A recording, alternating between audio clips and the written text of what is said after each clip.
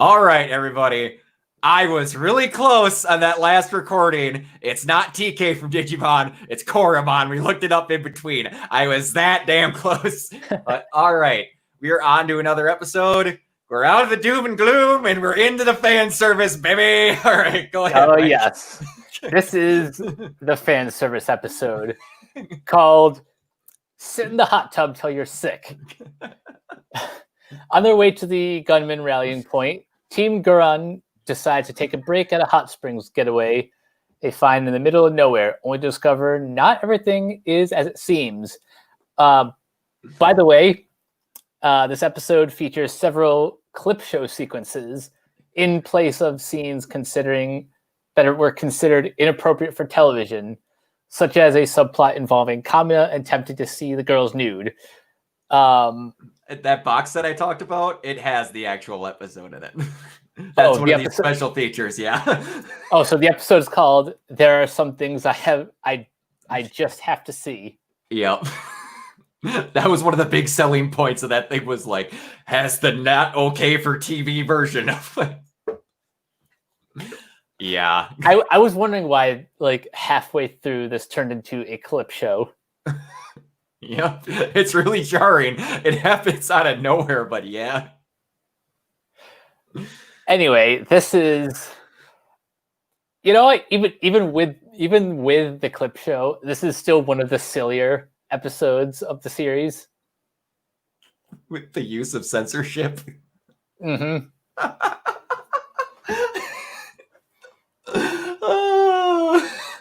I won't stop you. Go ahead. I mean, what else can you call this but fan service, the episode? This is one of my favorite gifs of all time. The gift where Simone and Kamina are like cycloning with their arms up through the women as they first enter the thing. It's just like, the entire time, Rossio, this isn't right. This isn't right. No, why are we doing this? Someone please pay attention. This is not good. Oh, and speaking of Viral, they make a lot of jokes about how apparently unmemorable he was. Exactly. They fourth wall break him so hard. Who the hell is that? How do you not remember a Great Willigoose? It's like, oh no, it's like, how do you honestly not remember? He was a really tough opponent. No, I don't remember who that is. I forget every time I watch it that they totally are like, yep, it's up to this point. And that's the first time Kamina really says something. He's like, wait, who the hell was that? He's only been not on the show for like 2 episodes. It's not like he was Naruto in like 400 episodes earlier where they don't see him. Another thing with that, where we meet up with the black siblings again. Yep. And I believe it was, okay, it's Keenan, Keo, and Kial. I believe Kial's the oldest blonde one. I always get their names mixed up. I've seen this show how many times I will never get it right. I believe it's Kial. No. Keenan? I'm going to get that wrong every time. The oldest blonde of the Black Sisters was like, oh, who are the kids, Yoko? Did you and Kamina? I'm like, both of them are at least 6 to 7 years old. You haven't seen them in like 2 weeks. Time must apparently move different in her mind. It's like, come on. I love the Black siblings. Don't make her out to be a dumb blonde. And I was like, they thankfully don't. But that was the moment where I got really scared.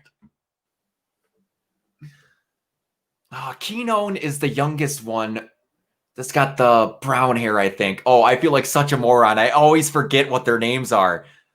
Keenon, Kial, and Keaton is the oldest. Yep, I always remember Keaton. Keaton, Kial, Keenon. Oh. Now I can't remember the third one's name. Okay, wow. It's gone. It just went away from me. Holy crap. But anyway, we get to meet up with the black siblings again. And because they didn't want the male to female ratio to be even, they had to leave Keaton away just so we had the sisters there. And then, yeah, I love how it's a character you never get an explanation for, because he is just in the episode and he happens to work at the bathhouse, is the old man. Does he even have a single line of dialogue, or is he just? In this episode, no. Oh, so we'll see him again. You do. That's not a spoiler. He's just one of those characters that is in the background going, but yeah. And it's like, it always makes me wonder because he's not with the Beastmen. He was just there that's why my first thought when I saw him is like, what? There's explanations later, but I'm just like, that makes no sense. And the thing that, like, you know how I forgot, I've seen it so many times. I always forget that they ride those one beast backwards when you first meet the Black siblings. Every time I watch the show, I always forget that the bathhouse was literally plugged into the side of the mountain. like where does that plug even? Did they have electricity going all the way through all of the freaking flooring of the desert? Like, I still don't know. Apparently. Apparently, I don't understand how they have electricity in Jiha Village. I still don't know. But yeah, it's 60% of this thing is a clip show. And then you get a little bit of a fight, and then set up with your boy, who we were hoping to see more of. He's back, and I can't. That theme, that opening guitar riff with his theme, I will never get sick of. Every time, it's always the best. So good. You know shit's about to go down. It's so good. But yeah, I've talked a lot. If there's anything else you have to say, there's not much other than the fan service. Go ahead. I'm really struggling to come up with big things to say about this other than the fan service because like 60% of the episode is clip shows. Mm-hmm. But you know what? That's a good opportunity to have a larger discussion about like where we are so far in the series. Yeah, but I will get there in a second because there is at least one thing that I want to mention. Yoko uses a pistol that I am quite sure, if I jog my memory correctly, never comes up again ever. That she just has to shoot that cage down. And that's it. Where'd you keep it? I don't know. But anyway. It's anime. It doesn't have to make sense. It's anime. It doesn't have to make sense. And Kamina and Simone were happy because the thing everyone thought was going to happen at the end of the episode happened. And then the world fell apart because it happened. But anyway, yeah. So we can talk about where we were at. So go ahead. So far, I think I'm just really liking this show so far. Good. I love how it has a very playful attitude. I know it's unfair for me to compare this constantly to Neon Genesis, even though I think the director worked on both. He did. So there's a lot of Gainax staff that worked on Evangelion. Sorry, go ahead. But yeah, I think I like the playfulness of the series. I love the escalation. How even when they see these smaller. Okay, I'm completely wrong, and I didn't know this, so I didn't want to say it. I thought it was, but I didn't want to screw up. It is basically just made by Gainax. Okay. But yeah, go ahead. What was I gonna say? Oh yeah, I love like the way the show escalates, and even when I meet like those smaller, like I guess bunny looking gunmen, it takes them like 3 seconds to knock them all out. Yep. And they even bring that up too. There's just like, maybe these things are getting weaker. They're like, no, they're just as tough as they are. We're just getting stronger. And then they have to fight a gunman that is, it's very much the tallest I've had to that point. I was trying to remember exactly how big it was in comparison to Gurren. Oh, are you talking about the hot tub? Yeah. Gurren was like the size of its foot. Yeah. Yeah, but yeah. But that's what I'm talking about. The escalation. They find new ways each time, like to slowly ramp things up.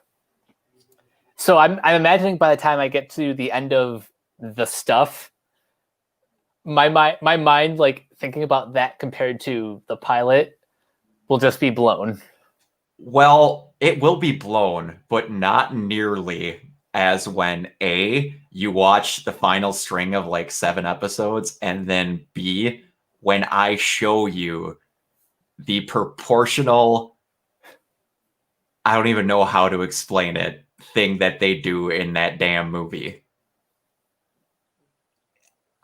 I have to look it up because every time I get the details wrong when I try to describe it to people, it's the by far most ridiculous thing I have seen in any manner of entertainment ever. Never seen anything top it. That is when your mind will blow. But when you say about how they ramp stuff up, the gas is about to be pushed through the floor when this next episode happens, because it takes a slight break for a few episodes, but then hits right back on the gas after it. And then there's very few, they only coast for like 1 or 2 episodes, and then the gas keeps getting hit. It's basically they just have to fill the tank back up. Yeah. And I was wrong. It's 8 episodes technically till the stuff, not 7. But okay. Yeah, I always get the exact number of episodes wrong and that one wrong because I don't consider the clip shows technically one. And there's one episode that is literally just I'm working on artwork and doing a recap. So that's why I always get the 1 episode tilt difference off. But yeah. Wait.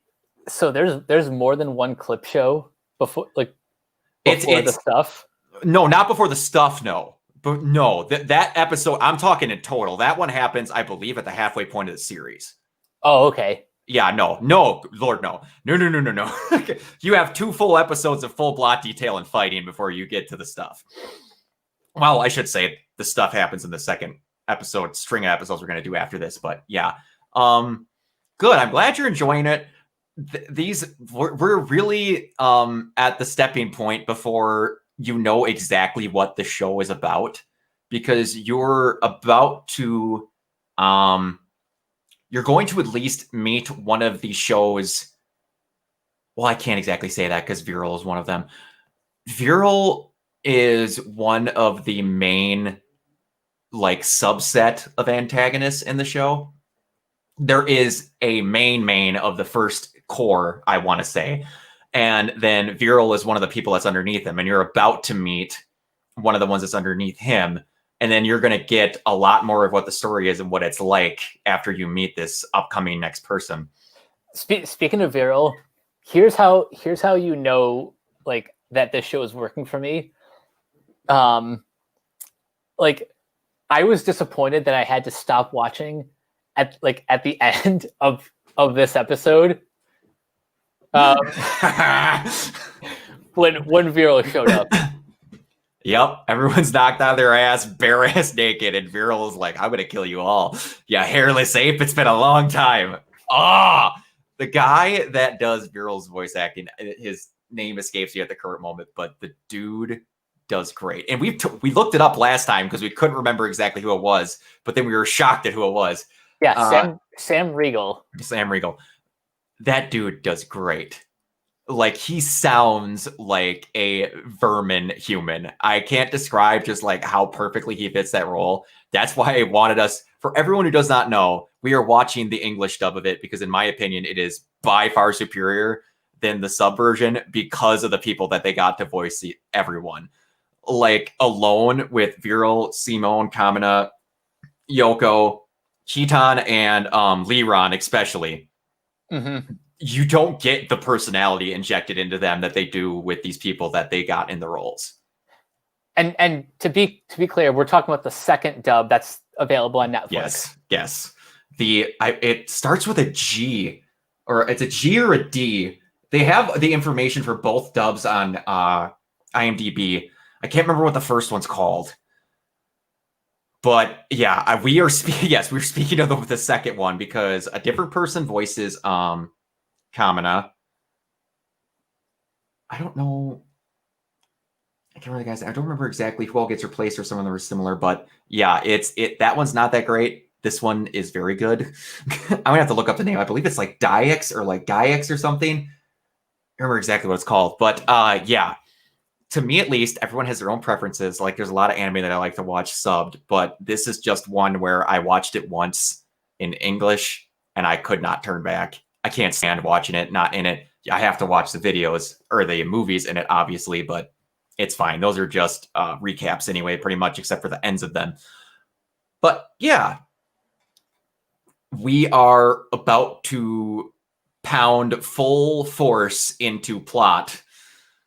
So yeah, if you want to record stuff earlier than on Saturdays just to get some episoding in, I will not yell at you. You just got to let me know when we want to record it. So if that ever hits your urges, you let me know. We'll cross that bridge when we get there. Get there. That's fine. Yeah. So this is another one where it's going to be like, I don't even know if I should ask you if you would have done anything different, because you didn't get to see like 40% of the episode because of the clip shows of them deeming it not okay. And then it's basically just a fight. And then your favorite part's when Viral shows up at the end, because it's awesome. Yeah. So literally that is the only thing I would change. I would want to just see the stuff that I missed.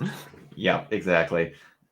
And I'm sure you could look it up. I would love to show you, but a lot of streaming places are not, you can't even get it on streaming places. Like, I don't know of an active way to stream it to you through something I have, but if I ever figure that out someday, you get to see a lot more fan service. I myself have actually never watched it, but I just know that I have it. I have yet to take the actual discs out of that thing. You know what? I've never shown it. Hold on.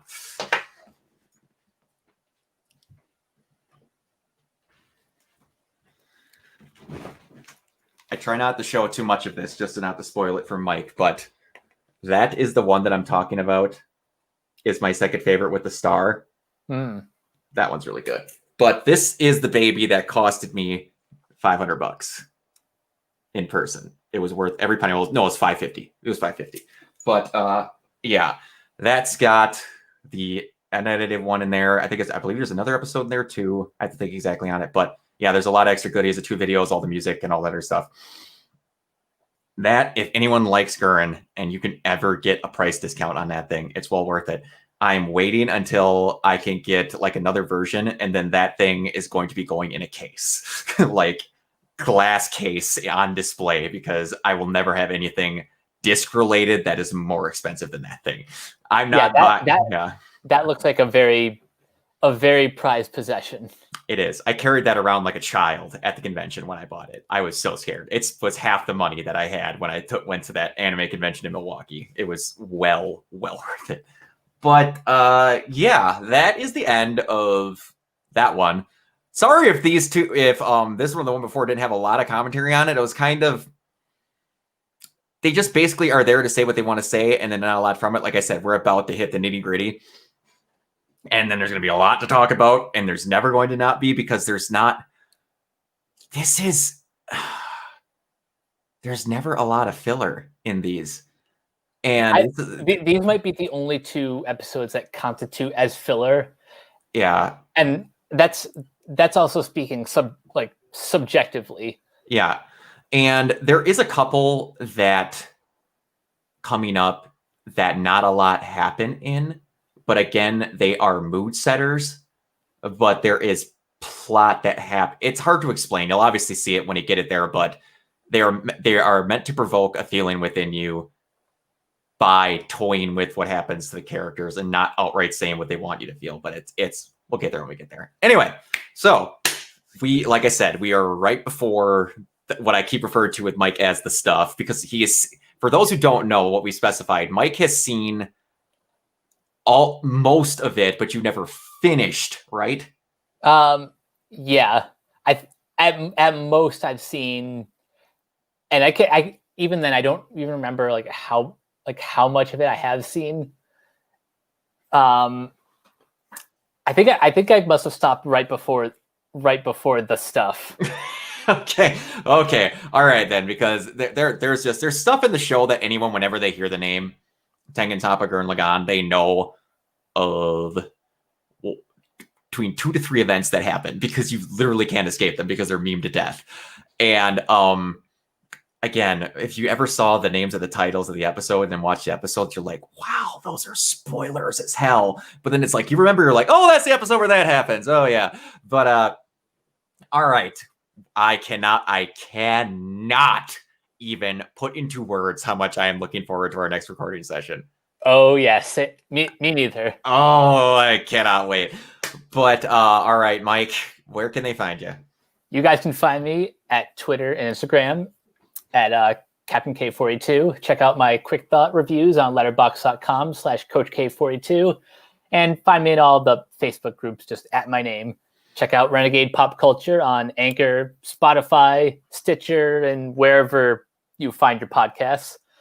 Check out our Twitter, Ren Pop Culture, and check out our website, renegadepopculture.com. Need an escape? So do we. Yes. And I don't know if Kiona did it or not, but they're actually going to start putting fresh takes up on the website. Mm-hmm. And I'm look for that soon. Yes, I'm very thankful of Kiona for that. He was very, very awesome for doing that. Kiona is an awesome dude, you guys. He works his ass off, and we all greatly appreciate it. He's awesome for doing it. You can find me at Organoid Zero on Twitch. You can find me on this YouTube channel, obviously. Me and Mike do stuff quite a bit. We'd be doing a lot more if the world wasn't in the crapper. Oh boy, I hope that people can watch this if they get into the show like 5 years later and be like, what do you mean the world's beautiful and everyone gets along and it's fine? And we can't do movie reviews. You'll get that later on. That's fine. Mike lives in New York and I just don't get movies. Because guess what? Tenet's not important enough. And Disney doesn't want me to watch Mulan in the theater, so I'm not watching it. Anyway, enough of that.